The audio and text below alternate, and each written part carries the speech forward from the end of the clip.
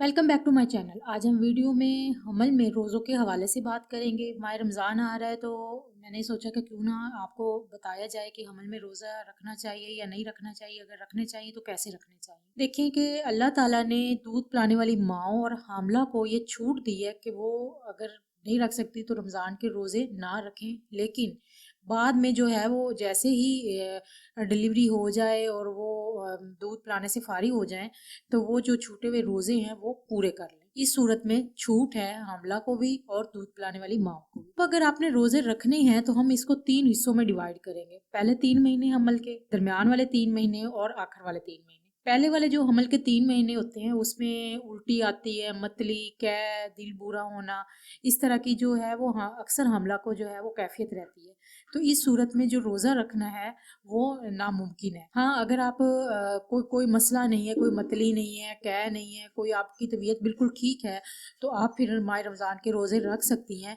इस सूरत में कि एक तो ये है कि जो आपने पानी का इस्तेमाल है जैसे है वो आपने ज़्यादा करना है अफ्तारी और सहरी में, और दूसरा ये है कि आपने पूरा रोज़े नहीं रखने, 1 या 2 दिन छोड़ के आप फिर रोज़ा रख लें। मतलब ये नहीं कि आप मुसलसल जो है वो आपने 30 रोज़े पूरे करने हैं, तो आप जो है एक रोज़ा रखें फिर 1 या 2 दिन ब्रेक लें, उसमें अपनी जो है एनर्जी है वो पूरी करें और उसके बाद फिर आप एक रोज़ा रख लें। कि इस तरह करके आप अपने और जो रोज़े छूट गए हैं वो बाद में आप रोज़े जो है वो पूरे कर लें। फिर है कि आपका चौथा, पाँचवा और छठा माह, इस पीरियड को जो है 3 माह का पीरियड है, उसे हनीमून पीरियड कहा जाता है। कि इसमें एक तो जो पहले 3 महीनों वाली मतली, कैफियत वगैरह ये इस तरह की जो कैफियत है ये बिल्कुल ख़त्म हो जाती है, और दूसरा ये होता है कि बच्चे का वज़न बहुत ज़्यादा नहीं होता जैसे एंड वाले 3 महीनों में होता है। तो ये पीरियड जो होता है इसमें अगर आपकी एचबी ठीक है, आपको किसी किस्म का कोई मसला नहीं है, तो आप इसमें वही के इसमें पहले जैसे है भाई 1 दिन छोड़ के 1 दिन रोज़ा रखें, फिर 2 दिन छोड़ के तीसरे दिन फिर रोज़ा रख लें, जो बाकी छूटे हुए रोज़े हैं वो बाद में पूरे कर लें। लेकिन अगर इस दौरान अगर आपकी एचबी बहुत ज़्यादा कम है, आपका बीपी लो रहता है, या हाई ब्लड प्रेशर का मसला है, या आपको शुगर का मसला है, तो फिर मेरा मशवरा ये है कि रोज़े ना रखें बल्कि छोड़ दें, और उसके बाद जो है जब आप डिलीवरी हो जाएगी, आप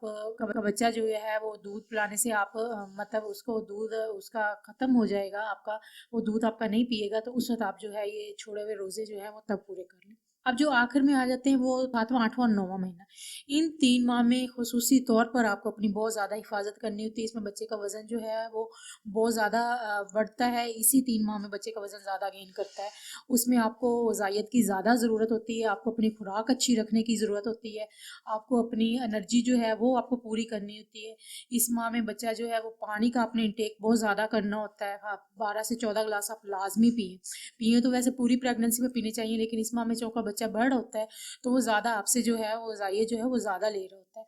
तो इसलिए इन 3 माह में मेरा मशवरा ये है कि रोज़ा ना रखें तो बेहतर है। जिनको 7वां, 8वां महीना है, जब खुदावंद करीम की तरफ से छूट है तो आप जो है बेहतर है कि इस माह में अगर आपका 7वां, 8वां महीना है तो माह रमज़ान में आप रोज़े ना रखें बल्कि अपने जो है वो रोज़े बाद में पूरे कर लें। लेकिन यही होता है कि इसमें अगर आप रोज़े रखती हैं, मुस्किल रखती हैं या छोड़ के भी रखती हैं, तो उसमें आपको कोई खून की कमी हो जाती है, आपको कोई पानी की कमी हो जाती है, बच्चे की मूवमेंट जिससे कम हो जाती है, खुदा न खास्ता बच्चे की जो पानी वाली थैली है उसमें पानी कम हो सकता है, आप में बच्चे में कमज़ोरी हो सकती है, उसका वेट जो है वो कम रह सकता है। तो इस सूरत हाल में फिर ये जो है ये सूरत हाल ख़तरनाक होती है, तो बेहतर है कि आप ये रोज़े बाद में पूरे करें।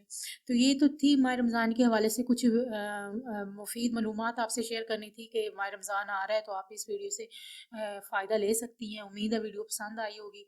अगर कोई भी आप सवाल है तो कमेंट करके पूछ सकती हैं। अपना बहुत सा ध्यान रखिएगा। अल्लाह हाफ़िज़।